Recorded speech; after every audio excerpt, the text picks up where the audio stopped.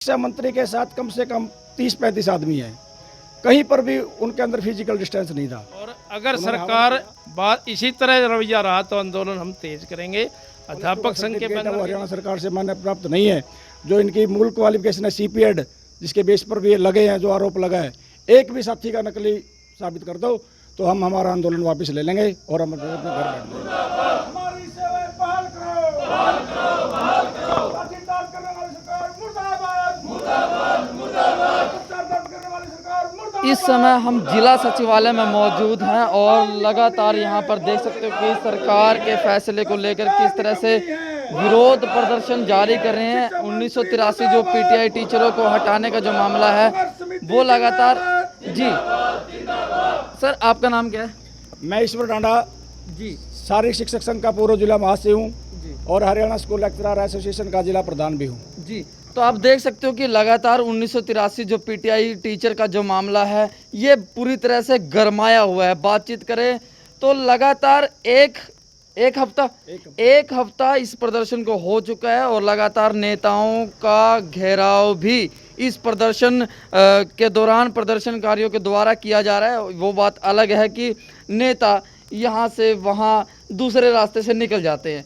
जी, कल जैसे कि दुष्यंत चौटाला उझाना में आया था, उनका भी आपने घेराव किया था, बातचीत हुई, क्या कुछ कहना हुआ? कल हमारे वहाँ संघर्ष समिति का प्रदर्शन था, शांतिपूर्वक प्रदर्शन था। ऐसा कोई हमारा विचार नहीं था कि हम अनुशासन तोड़े, जी क्योंकि हमारे साथी वहाँ पर एकत्रित थे।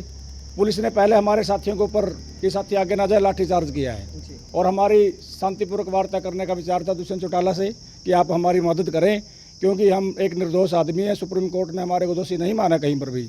और सरकार के जितने भी नेता हैं, चाहे संजय भाटिया हो, चाहे बिजली मंत्री हो, चाहे दुष्यंत चौटाला हो, खुद दुष्यंत चौटाला ने कल पब्लिक के सामने कहा कि आप निर्दोष हो, आपका केवल कसूर है तो भर्ती बोर्ड का कसूर है, जिसका चेयरमैन उस टाइम नंदलाल पुनिया था। तो वन मैन शो का एक आरोप लगा है। इनकी कहीं पर भी हमारे साथियों की एजुकेशन क्वालिफिकेशन में कोई भी कमी नहीं है। यदि किसी भी साथी का कोई सर्टिफिकेट कह देना कि 10वीं की सर्टिफिकेट है, वो हरियाणा सरकार से मान्यता प्राप्त नहीं है। +2 का सर्टिफिकेट है, वो हरियाणा सरकार से मान्यता प्राप्त नहीं है। जो इनकी मूल क्वालिफिकेशन है CPED, जिसके बेस पर भी ये लगे हैं, जो आरोप लगा है, एक भी साथी का नकली साबित कर दो तो हम हमारा आंदोलन वापस ले लेंगे और हम अपने घर बैठ जाएंगे। आपका कहना यह है कि उप मुख्यमंत्री दुष्यंत चौटाला ने आपकी हाँ में हाँ मिलाई, क्या हाँ में हाँ मिलने के बावजूद कोई संतोषजनक वार्ता हुई हो, जवाब हुए हो? उनके साथ जो वार्ता हुई, उन्होंने हमारे साथ 2 शर्त रखी थी। जी पहली शर्त ये रखी कि आप जितने भी SS बोर्ड के उस समय के मेंबर है या चेयरमैन था, उनके खिलाफ आप पर्चा दर्ज कराएं, जी फिर हम आपको ज्वाइन करवाएंगे। जी जो हमारी कमेटी थी, उन्होंने फैसला लिया कि हम इस फैसले से असहमत हैं, आप हमारे को पहले ज्वाइन करवाइए, उसके बाद फिर हम उनके ऊपर पर्चे दर्ज कराएंगे। और इस बात के ऊपर आखिर में कोई सहमति नहीं बनी है।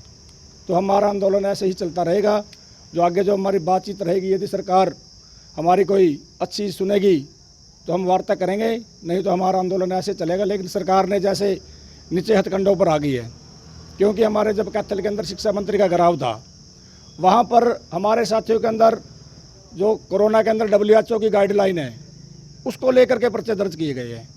जबकि वहाँ पर 9 बजे शिक्षा मंत्री आए, आप वीडियो देख लिए, शिक्षा मंत्री के साथ कम से कम 30-35 आदमी हैं, कहीं पर भी उनके अंदर फिजिकल डिस्टेंस नहीं था। उन्होंने हवन किया, हवन के अंदर आप चेक किए, एक भी साथी के अंदर 2 फुट का फैसला नहीं था।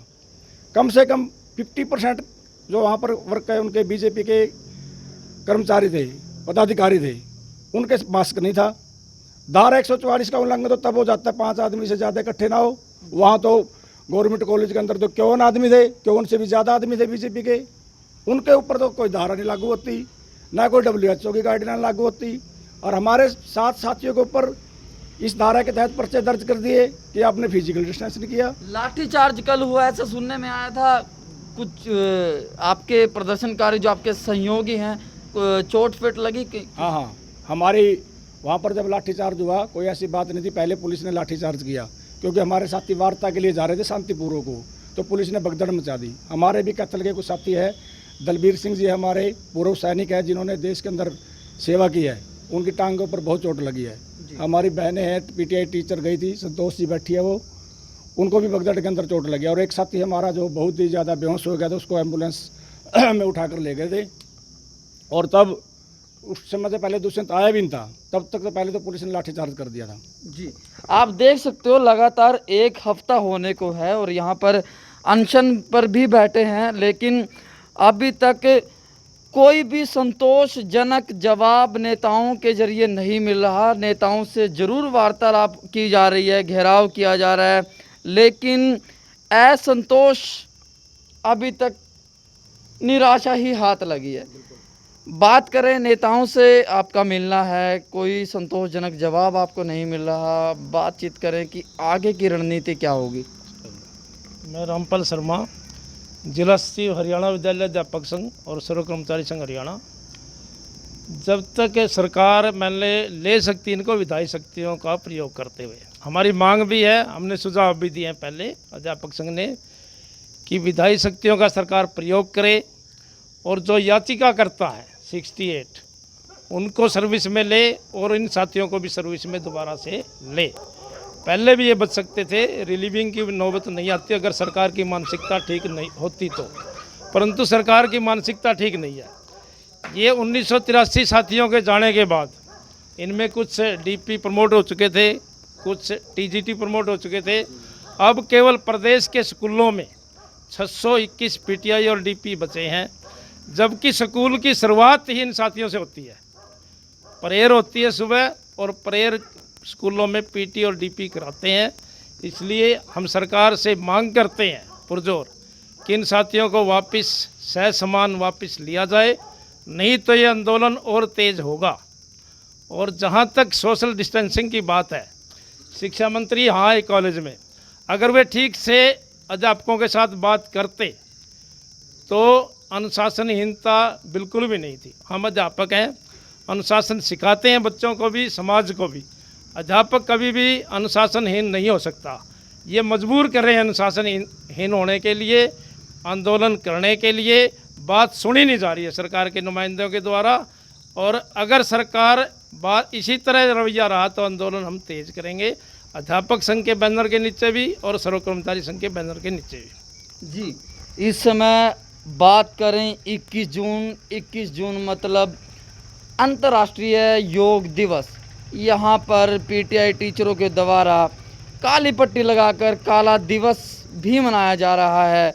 तो आप देख सकते हो कि सरकार के हर फैसले को लेकर किस तरह से विरोध जताया जा रहा है, लेकिन फिलहाल नेताओं से मिलना जुलना लगा रहा है, लेकिन अभी कोई भी संतोषजनक जवाब नहीं मिल पा रहा। और इस पीटीआई का जो मामला है, सरकार का क्या ये रवैया पीटीआई टीचरों के लिए कितना सही होगा, कितना गलत होगा, इस पर हमारी नज़र बनी रहेगी। सरकार अपने फैसले को लेकर अड़िग रहेगी या अपने फैसले को लेकर उन्हें कुछ सोचना पड़ेगा और कोई और कदम उठाना पड़ेगा। जी, जैसा कि अभी योग दिवस बीजेपी सरकार हर वर्ष मनाती है 21 जून को। हर वर्ष योग दिवस के अंदर 10,000 के करीब बच्चे और भाग लेते हैं। जो बच्चे इकट्ठे करते हैं 10,000, उनके अंदर पीटीआई और डीपी का अहम रोल होता है। हर स्कूल में से पीटीडीपी बच्चा लाता है, खुद पीटीडीपी आते हैं। लेकिन अब की बार यदि कोई ऐसा आदेश आता है सरकार का तो हम उसका विरोध करेंगे, योग दिवस का भी। लेकिन योग दिवस कोई सरकार नहीं बनाती, ये सभी मनाते हैं। ऐसा आदेश है, अब की बार नहीं आया, चलो पहले भी आता है, लेकिन उसके अंदर हमारे साथियों की पहले भी बहुत अहम भूमिका होती है, एक पीटीआई और डीपी की। दिवस के अंदर किसी पार्टी का कोई लेना देना नहीं होता। ये एक पार्टी का तो इसलिए होता है क्योंकि वहाँ पर जो मुख्य अतिथि होते हैं बीजेपी की पार्टी के ही होते हैं, सरकार के ही होते हैं। बाकी कोई सामाजिक संगठन का वहाँ पर कोई मुख्य अतिथि नहीं आता है, इसलिए सरकार का रोल होता है। और इसी सरकार ने लागू किया योग दिवस। जी, देख सकते हो कि योग दिवस को भी सरकार से जोड़कर ये पीटीआई टीचर मान के चल रहे हैं और योग दिवस का भी विरोध यहाँ पर लगातार जारी है। और बातचीत करें, देखना यही है कि इस खबर का या कहें पीटीआई टीचरों जो लगातार विरोध प्रदर्शन कर रहे हैं और चेतावनी भी दे रहे हैं कि ये आंदोलन आगे और भी बढ़ेगा और सरकार इस फैसले को लेकर अड़िग रहेगी या फैसला बदलेगी, इस पर भी हमारी नज़र बनी रहेगी।